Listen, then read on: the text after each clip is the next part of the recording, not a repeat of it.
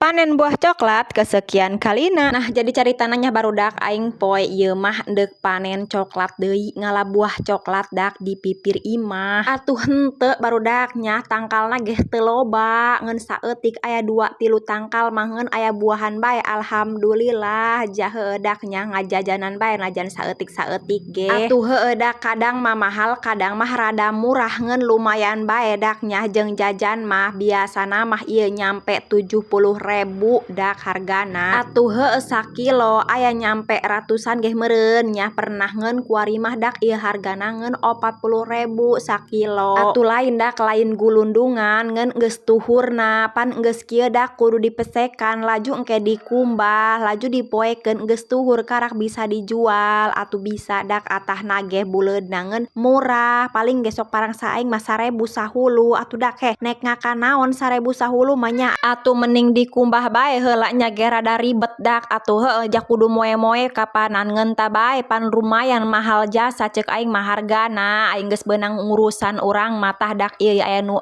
tangkalna handap sagalanya. Atuh heueuh ku ngartikeun ieu tangkal coklat dak teu kudu ngajul jeung teu kudu naekan tuh kuari geus meunang sakieu ieu aing dak nya lanjut dipesekan dak terus bae dipesekan heueuh oreng mah ieu dak bebeunanganna ge loba anu rada buru ku bajing cenah ge tapi teu nyaho aing ge dak nu kumaha boa bajing tah ieu geus kebel ti kebelnya dak ieu geus anggeus laju dikeueuman heula barudak nya ieu jasna ngolotok jasna bersih jasa.